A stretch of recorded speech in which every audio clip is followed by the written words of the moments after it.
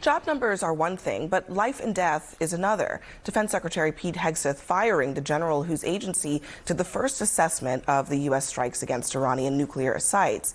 According to reports, President Trump was angry over those assessments, which found that the nuclear program was only set back a few months rather than totally obliterated, as he had told the public.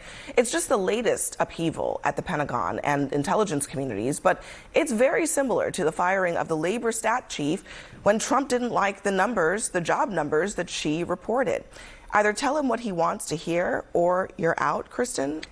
I mean, this general was in the position for 18 months. He was a Biden appointee. So the Trump presidency has the ability to put in who they want in these positions. He probably should have done it a lot sooner, January or February, but finally, going around to it. I don't see how it's any different than, Obama reappointing, different people overseeing AmeriCorps, or, the same thing in the Bush administration. This is kind of pretty different because at the end of the day, look, the military, even though I know we use the terms of Biden appointee, Bush appointee, whatever, typically, it's really, again, like the Trump of it all has made us think that filtering everything that the government does through a partisan lens is the way that it has always been, and it is not, especially not over at the Pentagon. Yes, presidents put in their top generals where they want them, but obviously they kept this guy because presumptively he does his job. We know why he was fired, though.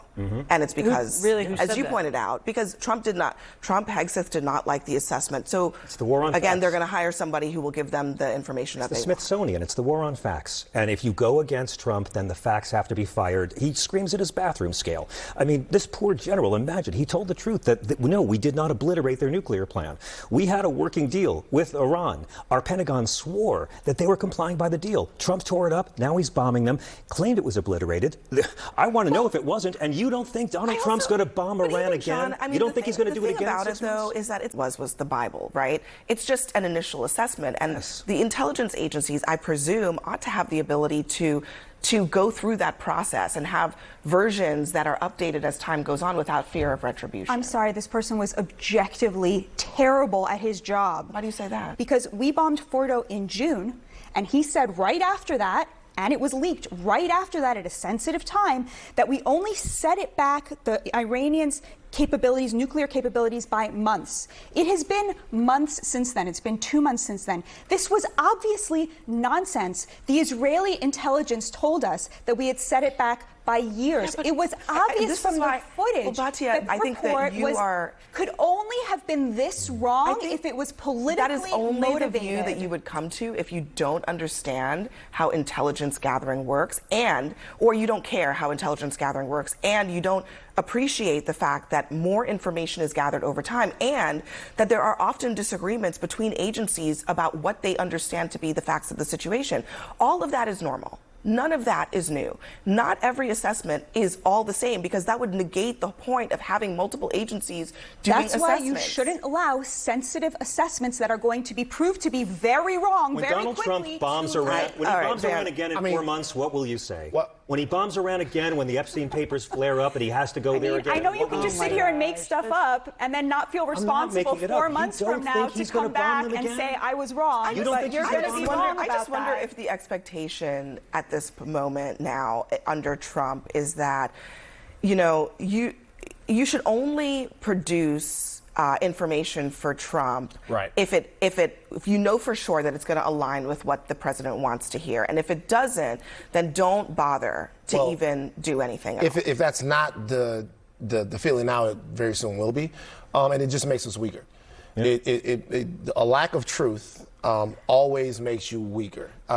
We won't really know where we stand geopolitically if we can't give accurate information to the president for fear of him firing you. We won't know where we stand economically if we can't be truthful about the job numbers, because you'll lose your job if you tell the president the truth. And spinning these lies, the reality is, in this particular situation, having to yes man the president on issues that are this big and this fundamental to people's lives. Don't you think people should be fired if they are very wrong? What if and they their lie? job is to what if they can't stop lying? If we assume that this firing was political, who is to say we can't assume that the leaking of the information from a Biden appointee wasn't political? Why do we give that a free pass? I don't think we know where the leaking... now we don't know. No. the leaking specifically. Oh, right. I mean, I think that you all have made the assumption that he leaked the information, and I don't think that that is what we know, either based on the reporting or based on anything that the administration has said. So there's that.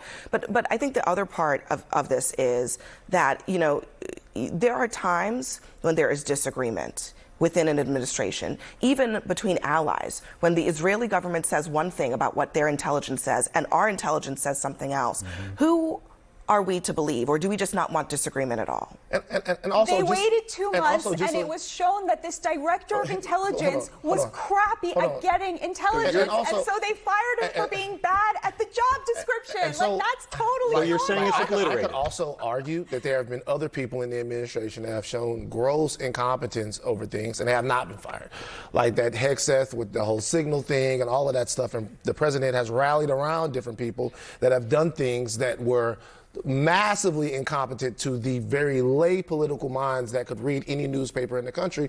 And rather than fire those people or remove those people because they are his people, the president doubled down on his support for them. It seems like it's trying to fire unemployment I think you would appreciate this, because wrongness is usually not the main problem when it comes to intelligence gathering. Sameness is. When everybody is rowing in the same direction and there's nobody saying, hey, I'm not sure that this is right, that's what got us into the wars after 9/11, based on shoddy evidence. So I do think everyone was telling the Bush administration what they wanted to hear. Telling them exactly what they wanted to hear. And then a million people died. I mean, I say that because I know that you are not a fan of those types of conflicts. But I think that it's important to understand that the issue with the intelligence in moments like that is not that there was one person who was wrong. It's that everybody was saying one thing, and that groupthink was wrong.